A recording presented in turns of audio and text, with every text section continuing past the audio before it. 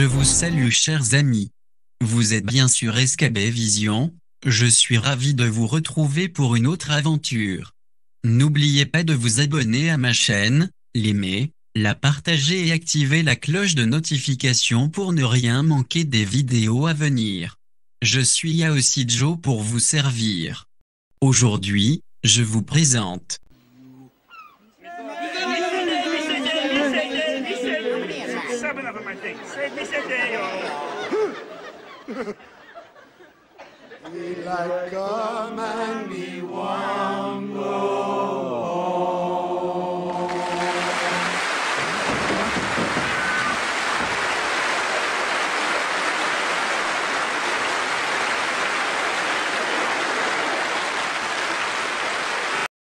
République bananeroise numéro 6. Nouvelle du jour. Citoyennes et citoyens de quelque part, je vous salue. J'ai le plaisir de vous transmettre les salutations citoyennes des bananeroises et des bananerois. Ils souhaitent que vous prospériez à tous égards, comme prospère l'état de votre âme. Je sais que vous avez tout compris. Aujourd'hui, je vais continuer de vous donner le compte-rendu de la réunion très particulière que le peuple a eue avec l'invité très particulier, dans un contexte très particulier. Comme je vous l'ai dit dans ma précédente livraison, depuis un bon moment, la population bananeroise constate que la situation est devenue très compliquée. On ne peut rien acheter. C'est le refrain que toute la population reprend en chœur. Quelque part là-bas, on dit que tout est au rouge. Mais en République bananeroise, toutes les couleurs sont tellement mélangées, qu'il n'y a même plus de couleurs. Bref. Vraiment tout est babélisé. C'est la confusion totale. Voulant relever le moral tombé très bas de ses compatriotes, un chef de quartier, qui a des amis dans quelques coins d'un grand boina, a invité l'un d'entre ses amis pour palabrer un peu, à la façon sous l'arbre à palabre quoi. Dans son intervention introductive, l'invité causeur, venu de très loin, du pays de Tonton Sam, s'était présenté, de façon très particulière en disant: en fait, je n'ai pas de solution à votre situation chaotique, au contraire, je vais essayer de vous expliquer comment vous vous êtes retrouvé dans cette histoire abracadabrantesque.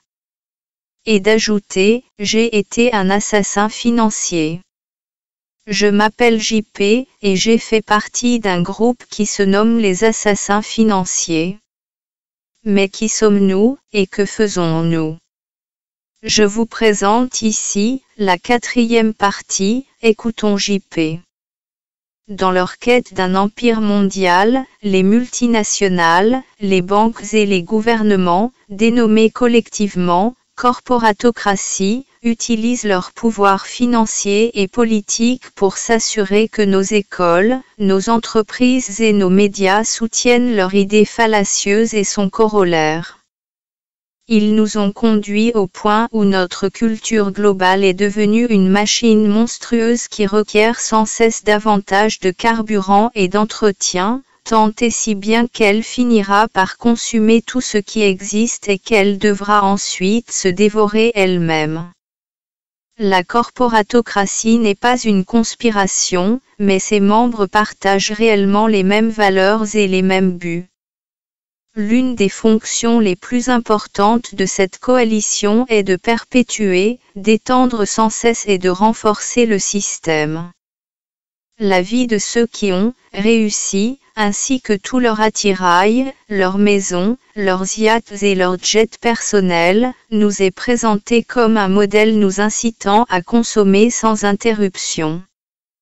On ne manque pas une occasion de nous convaincre qu'acheter des biens est un devoir civique, que le pillage de la planète est bon pour l'économie et qu'il sert donc nos intérêts.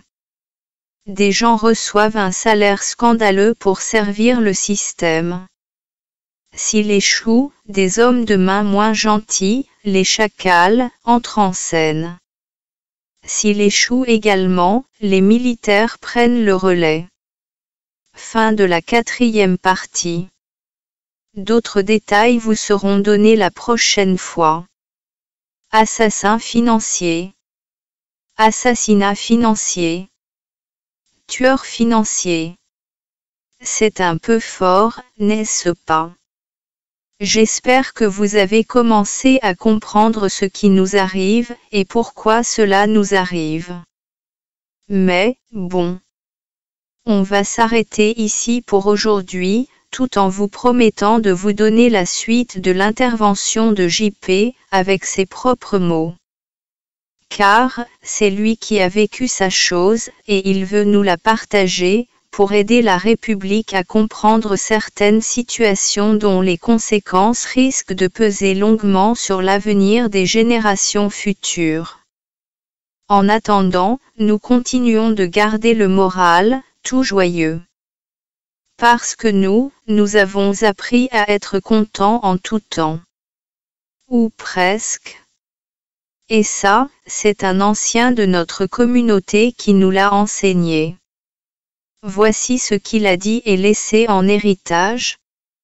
L'erreur, c'est de croire qu'il faut choisir, qu'il faut faire ce qu'on veut, qu'il y a des conditions de bonheur. Ce qui compte seulement, c'est la volonté du bonheur, une sorte d'énorme conscience toujours présente. Le reste, femme, œuvre d'art ou succès mondain, ne sont que prétextes. Vive la République bananeroise. Et vive Buana. Revenez vite sur ma chaîne. Je vais continuer de vous donner d'autres nouvelles, bonnes ou moins bonnes. Ainsi va la vie. Mais quand vous recevez ces nouvelles-là, il faut les divulguer. Il faut les partager. Je vous attends très prochainement. Hasta la vista.